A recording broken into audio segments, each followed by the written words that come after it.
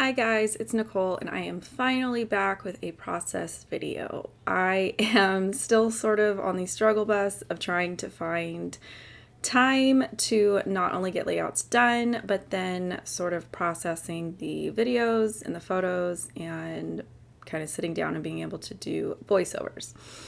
I hope you saw the little note that I posted on the screen that if you want to see some funny behind the scenes photos, stay to the end of the video for kind of a glimpse into how I take my detail photos of my layouts. And 9 times out of 10, this is sort of the situation that I find myself in.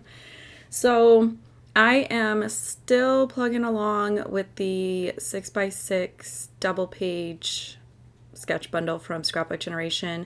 This is sketch number 16, so it is the first one in sort of the last 5 sketches. That was just how I chose to break them down and work through them, was to kind of, instead of staring at 20 of them, I was focused on them 5 at a time.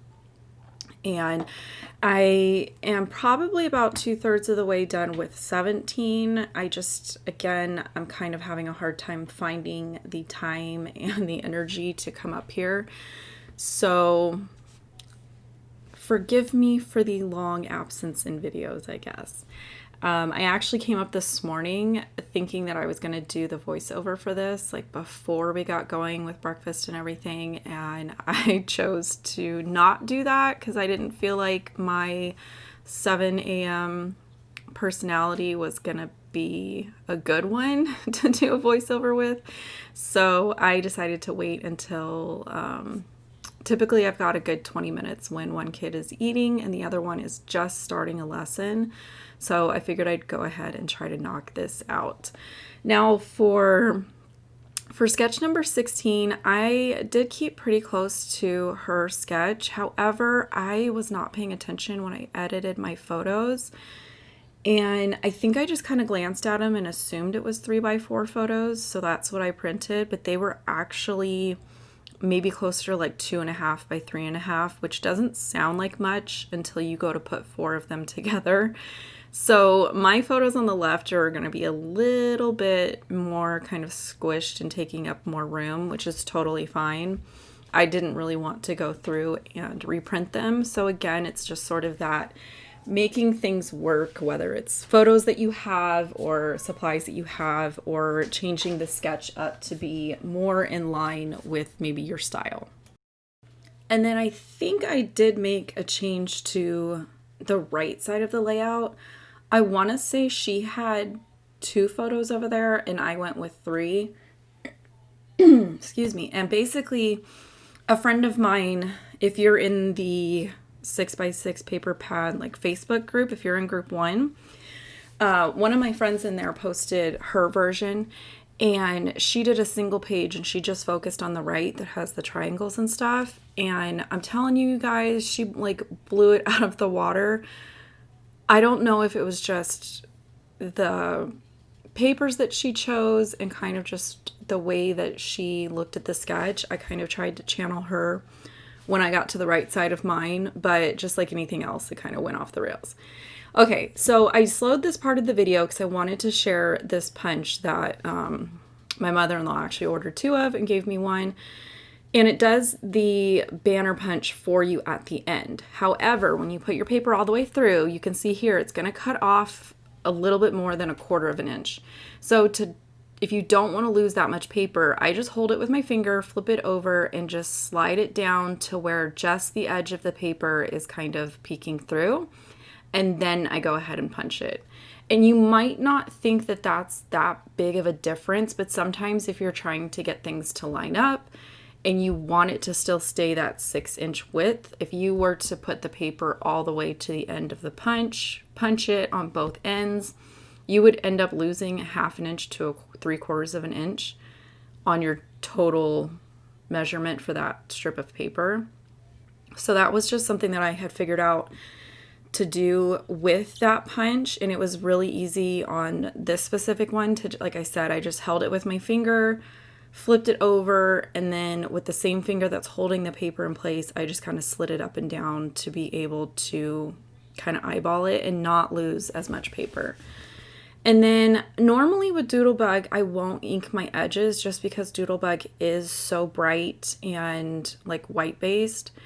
But sometimes I will kind of break that habit when I'm using so many different patterns together, because inking the edges in my mind just kind of helps them stand out a little bit better and kind of be able to see or distinguish between them. So again, I went through and I punched the banner on each end of those strips, and I think I changed the size of the strips from what she had shown. I think she had maybe 1/2 inch, and I think mine might be 3/4 inch. I just went with what was going to work for my layout. So here was about when I figured out that my photos were actually too big, but I'm just going to go with it. They're going to hang over on the left, and it's totally fine. If anything, it's just covering up a little bit more of those paper banners, which again, totally fine. So this was kind of the point where I'm trying to figure out what do I want to do over here on the right. I did reference my friend's photo a couple times because I think she had done similar photos where she had 3x4 photos that were landscape oriented. So again, I just was kind of bouncing between the sketch and my friend's layout as an example to just kind of give me some inspiration and some motivation to kind of figure out what did I want to do. And then I didn't film it because basically it takes me like an hour to sit there and sort through cute die cuts and figure out where I want to put them. And that was, again, I was literally just sitting through a 4th grade class, listening and just trying to keep him on task and figuring out where I wanted to put things. And then I just kind of leave it and I come back to it. And 9 times out of 10, I'll take a photo with my cell phone so that if something gets bumped or I can't remember how I had it, I can just reference the photo on my phone and then delete it when I'm done. And I did pretty much just stick to the 2 die cut packs, which I had forgotten that I bought 2. I thought I had just bought like the shapes. Well, it turned out I bought their, like they always come out with 2 packs of die cuts, and one I think is called like Chit Chat and the other one is like, I don't know what they call the other one, but one is usually more like phrases and chat bubbles, and the other one is more like images. But for whatever reason with this collection, apparently I bought a ton of embellishments and just a 6x6 pad. So I don't think I'm going to be killing this anytime soon, but the nice thing about Doodlebug is basically from year to year to year, all of their Christmas collections, you're going to be able to mix and match because Doodlebug is one of those companies that stays within a color palette. So maybe they use, say, the same 20 colors throughout all of their collections. You know that if they use a pink in a Christmas collection, it's going to match no matter what. So I, at this point, had moved on to the right side of the layout. And again, I'm just following the sketch. She had shown stitching around the triangles, so I was going to go ahead and do that.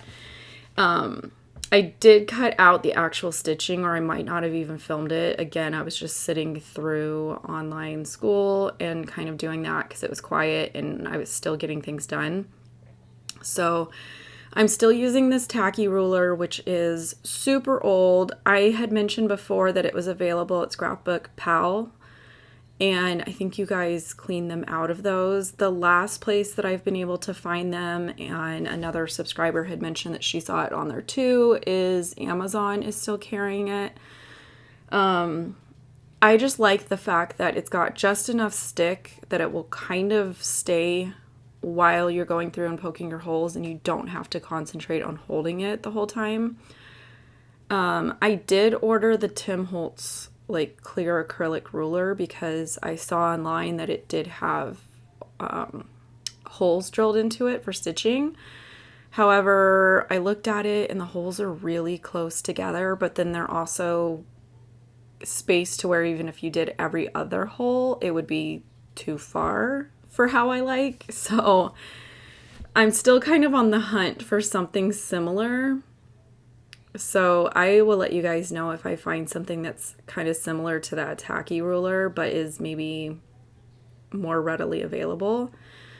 At this point, I'm going through and just adding all those little die cuts that I had kind of already made decisions on.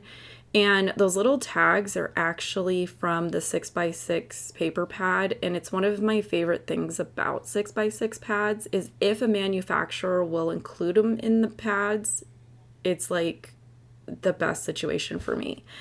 It's when you have the full size 12x12 sheet, sometimes they'll have 2x2 squares, or this specific pattern, the B side was actually just a full sheet of tags. Well, they actually downsized that paper into the 6x6 pad. And a lot of manufacturers won't include their cut aparts in their 6x6 pads for whatever reason. For me, I love when they do it because it gives you like perfect sized embellishments. If it was still on the full size 12x12 sheet, obviously those tags would be bigger and sure you could embellish with them. But for me, I love these little teeny tiny tags. And I think I ended up using 7 on this layout. And I didn't put twine or anything through them, but I did punch holes where like the little image of the hole would be on the tag just to kind of give it a little bit more interest. And then some of the pieces I did go through and put some foam tape underneath. I have been absolutely loving these foam strips, which are Scrapbook.com's like house brand. They're not super thick, so I like the fact that they're like they don't make everything stand up too tall. And then I like the fact that with strips, you can just kind of go through and put it on the back of whatever you're doing and cut it with your scissors and like do another row, cut it, do another row, and it's just super easy. And then I'm going to do it here with my journaling strips as well, which was the original reason that I bought them to try out, was for putting behind journaling strips like this. But so far, I'm loving them. I just bought, I bought a 5-pack to try. And I think I've not even used up a full sheet of them yet because you do get a ton of them on there. But I went back and I bought a 10-pack already because a friend of mine did some scrapbook math and was like, hey, did you notice that the 10-pack is like $11 and it ends up being a lot better deal to buy the 10-pack? And I was like, no, but I'm going to go get it right now. So I now have like 14 sheets of these things, which is good because I love them. I think that they're just easier for me to use than like those big rolls of foam tape that I've used for years. So from that point, I did go through and I added some liquid glue underneath the photos just because they were kind of popping up. The ATG just wasn't holding that many of them, I guess. And then the last thing that I did was typically I like to have like a tiny embellishment sprinkled throughout the layout, whether it's sequins or enamel dots, or in this case, I decided that I wanted to play with Nuvo drops, so I grabbed a yellow one.